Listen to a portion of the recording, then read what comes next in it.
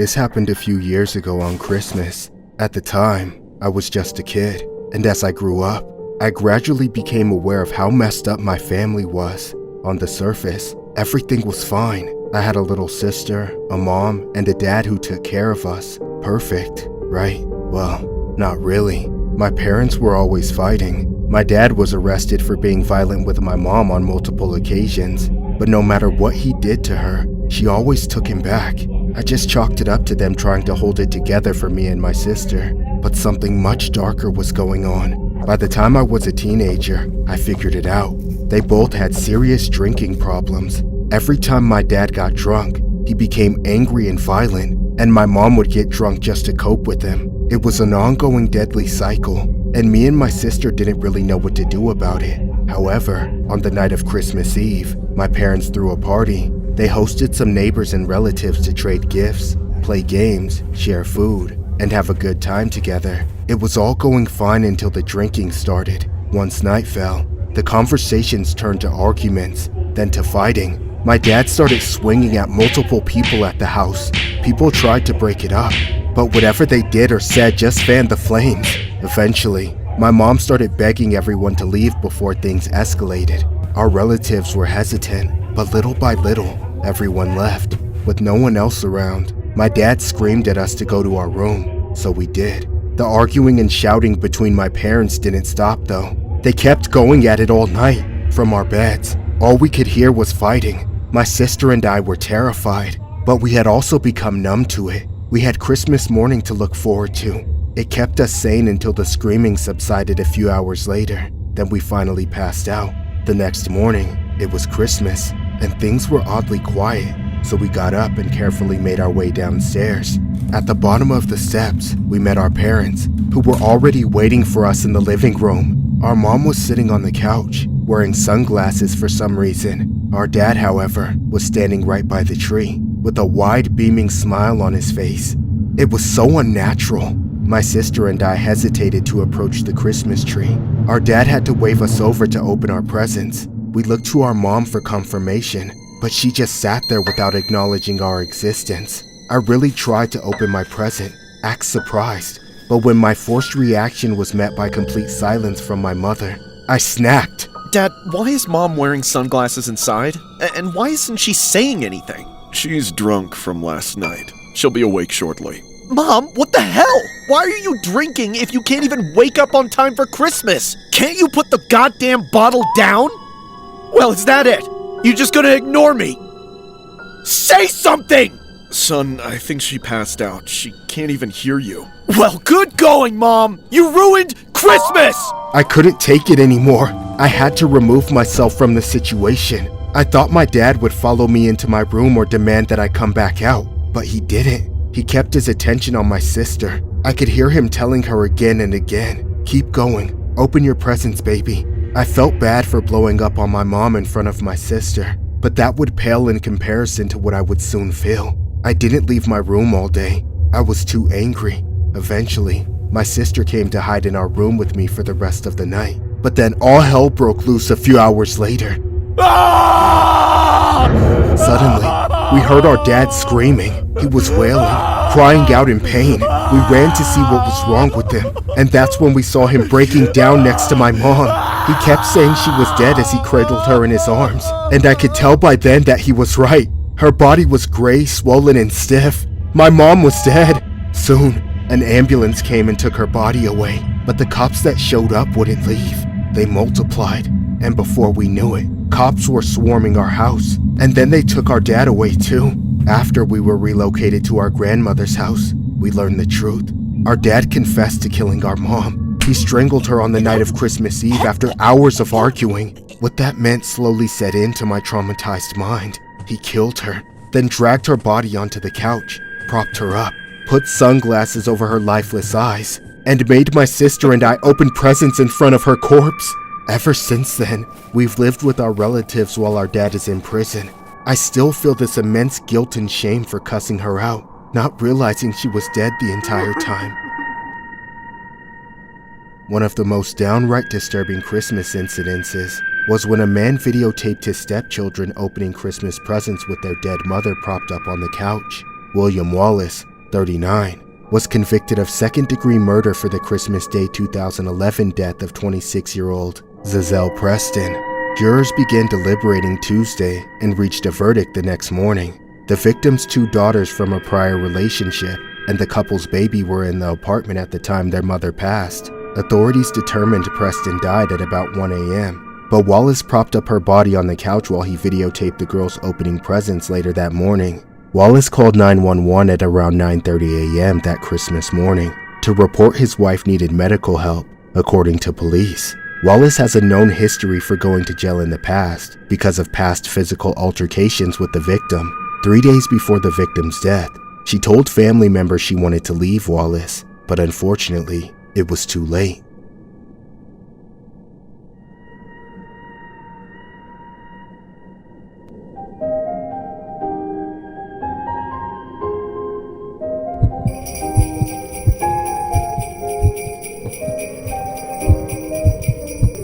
This happened on the night of Christmas Eve.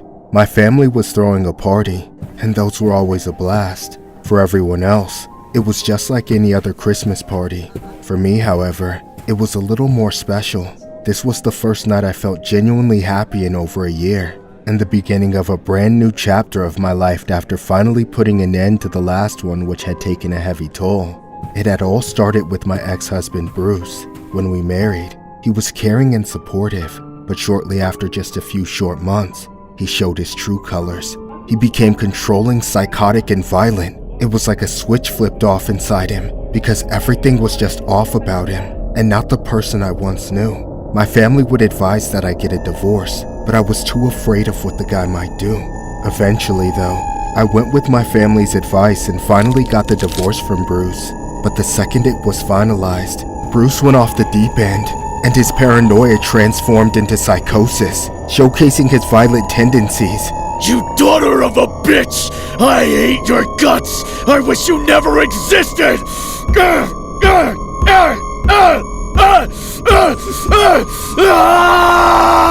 After the divorce, I decided to file a restraining order for my safety, which seemed to finally put an end to the whole ordeal and allowed me to move on with my life. And since that day, I never saw Bruce. However, there was just one problem. Bruce's brother literally lived right across the street from me.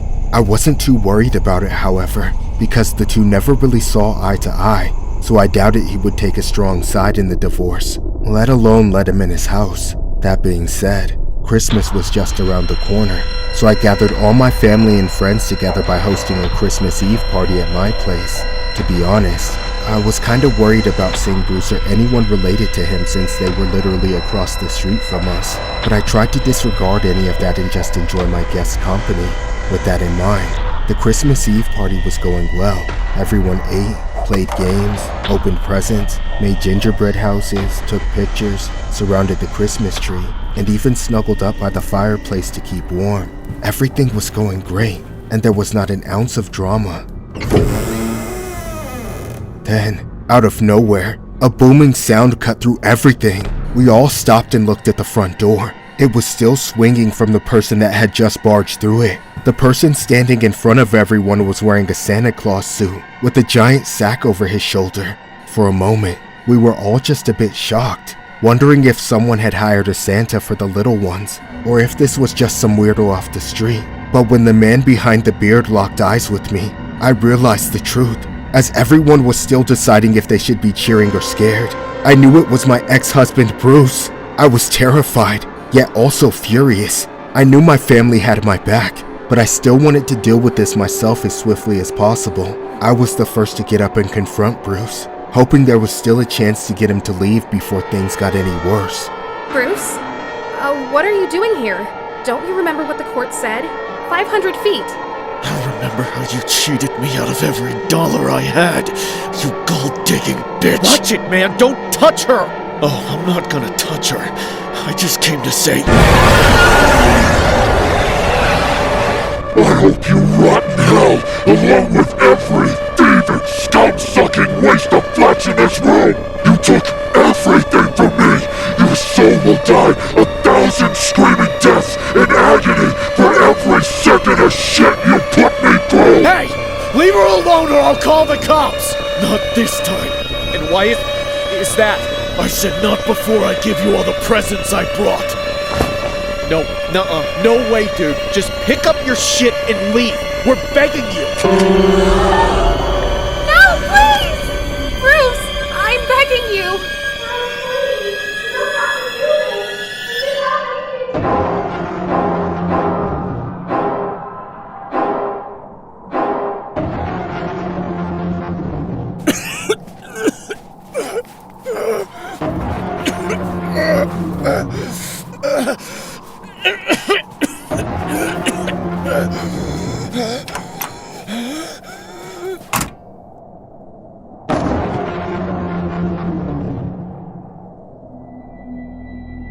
The Covina massacre occurred on Christmas Eve 2008 when Bruce Jeffrey Pardon, a disgruntled ex-husband dressed up as Santa Claus, entered a property belonging to his former in-laws in Covina, California, and took out the 9 people before setting the house on fire, and then doing the unthinkable to himself later on at his brother's residence in the early hours of Christmas Day. Police speculated that Pardo's divorce, which had been finalized only 1 week before the killings, was a factor in why Pardo had decided to take out his ex-wife and her relatives.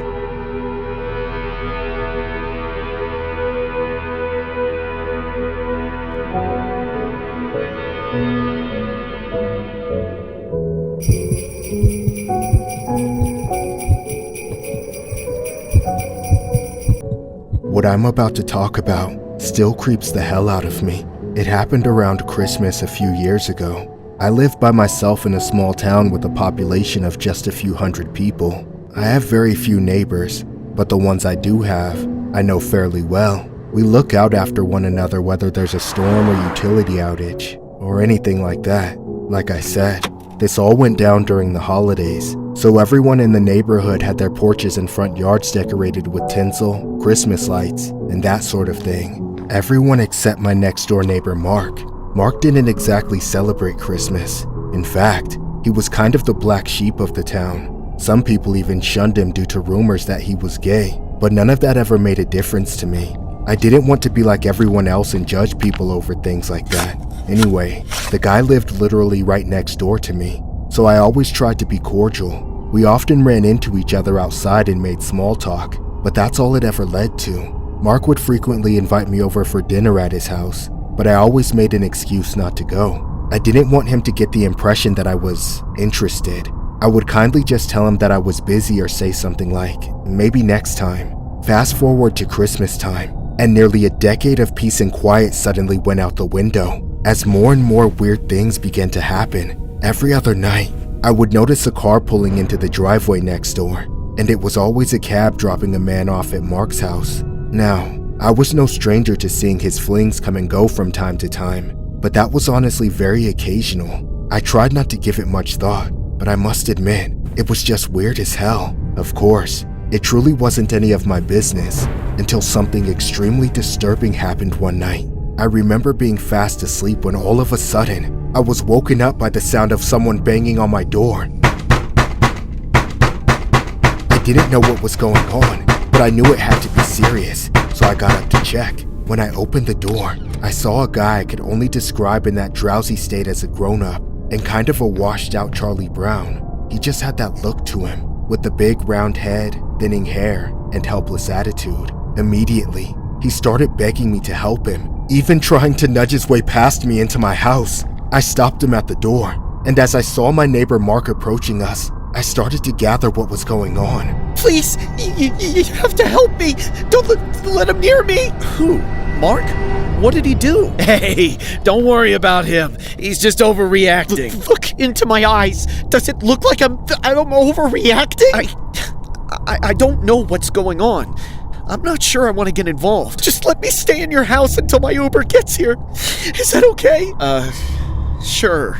At that moment, the last thing I wanted to do was ask questions. I just wanted to get the guest out of town so we could all go back to bed. The three of us just waited around my porch for about 20 minutes in awkward silence. Then the guy's ride came to pick him up. The awkwardness was almost over, but of course, Mark made sure to invite me over for dinner before leaving me alone. I found it stranger than usual, as it was almost midnight, but I kindly declined like I always did. Back inside, I went upstairs to my bedroom, but before laying down, I pulled my blind slightly open and glanced out my window. What I saw that night, I still sometimes see when I look outside my house. Mark was standing on my front lawn, looking right up at me. His fists were balled up, and he had this pissed off look on his face, just like a spoiled toddler that didn't get what he wanted. For a grown man, it was a scary sight, but I sensed that by helping his date escape whatever they were engaged in, I had unmasked my neighbor's true nature. I don't know if he ever looked away that night, as I eventually couldn't take it anymore and closed the blinds on him. After that, I avoided Mark for the rest of the holidays, and he seemed to be avoiding me as well. I didn't hear anything from or about him until a few days after Christmas, when shit really hit the fan. Suddenly, I looked outside, and Mark's house was surrounded by cops. There were helicopters in the sky and news crews all over the place. I had no idea what Mark had done until a reporter told me so she could get a reaction out of me for an interview. According to her, Mark had lured that same Charlie Brown-looking man back to his house and killed him. Even worse, Mark didn't just murder him, but he ate him too. All those years, I had been living right next to a cannibal. Looking back, it makes me sick to think about all those times he invited me to dinner, knowing how many other men had visited his house. I have to wonder just how many other victims he had other than the men I met. I'm just glad I wasn't one of them. On December 24th of 2019 on Christmas Eve, a 25-year-old man named Kevin Bacon was taken out by Mark Latunsky, a 50-year-old man he met on Grindr, who had a long history of severe mental issues. Allegedly, Latunsky castrated Bacon and ate some of his remains. After Bacon didn't show up on Christmas Day to spend time with his parents, a search went out. When the recovery of Bacon's car, wallet, and cell phone led investigators to the Grindr app and subsequently to Latunsky's doorstep, the perpetrator let them in without complaint. There, on December 27th, they found Bacon's dead, mutilated body hanging upside down from Latunsky's ceiling. Latunsky freely admitted to investigators that he had stabbed Bacon to death and then castrated him and ate from his remains. Latunsky's attorney says Latunsky suffered from severe delusions about his identity and even claimed he was of royal family lineage. Between his arrest and trial, Latunsky's attorney said never did Latunsky express any remorse.